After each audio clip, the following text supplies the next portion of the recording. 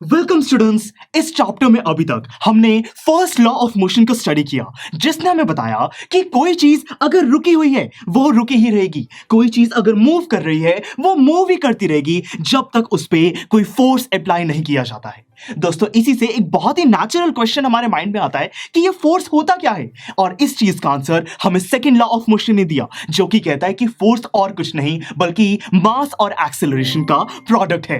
अब दोस्तों, आज के लेक्चर में हम थर्ड लॉ ऑफ मोशन को स्टडी करने वाले हैं। ये सबसे आसान और बहुत ही इंटरेस्टिंग है। इसको समझने के लिए एक एग्जांपल लेते हैं, एक पुलिसमैन का। दोस्तों, ये जो पुलिसमैन है ये डिसाइड करते हैं कि इनको गन को फायर करना है। सामने कोई कोई क्रिमिनल है, उसको मारना है तो गोली चलानी पड़ेगी। तो यहां पे क्या किया जाएगा? देखिए, इमेजिन करो दोस्तों, आपने मूवीज में भी ये सीन बहुत बारी देखा होगा। क्या होता है, जो पुलिसमैन है वो गन को एकदम से फायर करता है। जैसे ही दोस्तों गन को चलाया जाता है, बुलेट आगे निकलती है बड़ी तेजी से, बहुत ही ज्यादा स्पीड से बुलेट एकदम सीधी चली जाती है। पर दोस्तों, साथ में और क्या होता है, थोड़ा सोचने की कोशिश करो। जैसे ही बुलेट एकदम आगे जाती है, जो हमारी गन है वो भी थोड़ा पीछे की तरफ उसको झटका लगता है। ऐसा होता है ना दोस्तों, एनिमेशन से भी इसको समझिए। जैसे ही हमने गन को फायर किया, बुलेट तो एकदम आगे चली गई, और जो हमारे पास गन है वो गन पीछे की तरफ उसको एक झटका लगा। दोस्तों, ऐसा क्यों हुआ?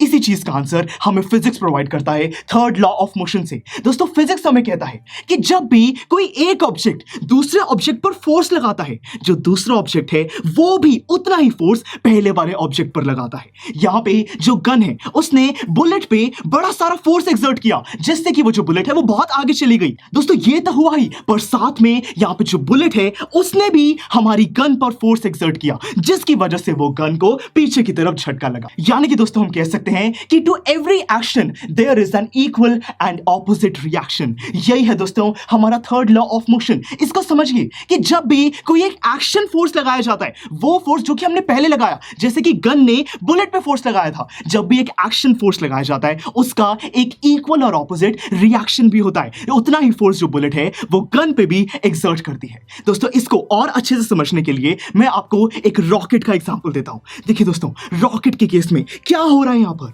जैसे कि आप देख सकते हो कि रॉकेट कितना ज्यादा फोर्स नीचे की तरफ दोस्तों लगा रहा है ना। और यहां पे रिएक्शन में क्या हो रहा है, जो रॉकेट है वो ऊपर जा रहा है। हमने फोर्स नीचे लगाया था, कितना सारा फोर्स लगाया जा रहा है, और यहां पे रिजल्ट क्या है कि ऊपर जा रहा है हमारा रॉकेट। तो दोस्तों, यहां पे एक्शन फोर्स क्या है, वो फोर्स जो कि जो फ्यूल है रॉकेट नीचे की तरफ लगा रहा है। हमने एक्शन नीचे की तरफ लगाया और रिएक्शन क्या हुआ, जो रॉकेट है वो ऊपर चला गया, मतलब कि उतना ही फोर्स अपवर्ड डायरेक्शन में भी लगा। तो स्टूडेंट्स, आई होप कि आपको ये चीज समझ आई कि कैसे हर एक्शन का एक रिएक्शन भी होता है, और यही चीज हमें थर्ड लॉ ऑफ मोशन बताना चाहता है। काफी आसान है और बहुत ही इंटरेस्टिंग है। और दोस्तों, आने वाले लेक्चर्स में जब हम कुछ एग्जांपल्स को सॉल्व करेंगे, तब आपको यह भी समझ आएगा कि ये थर्ड लॉ ऑफ मोशन की हमारी रियल लाइफ में हर जगह बहुत सारी एप्लीकेशंस प्रेजेंट है। बड़े अलग अलग दोस्तों केसेस हैं जिसके अंदर ये लॉ बहुत ही काम आता है। तो चलिए, आज के लेक्चर में हमने ये थर्ड लॉ ऑफ मोशन को स्टडी कर लिया है। मिलते हैं अगले लेक्चर में, जिसके अंदर ऐसे ही एक बहुत ही इंटरेस्टिंग टॉपिक को हम स्टडी करेंगे, जो कि है कंजर्वेशन ऑफ मोमेंटम।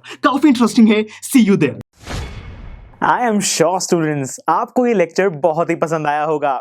तो अगर आप अपने हर कंसेप्ट को इतने ही मजेदार और इंटरेस्टिंग तरीके से क्लियर करना चाहते हैं, तो डाउनलोड कीजिए हमारी PuStack ऐप, जहां पर आपके लिए और भी बहुत सारे ऑप्शंस अवेलेबल हैं, जैसे कि sample papers, back exercise solutions, written answers and much more. So what are you waiting for? Download the app now.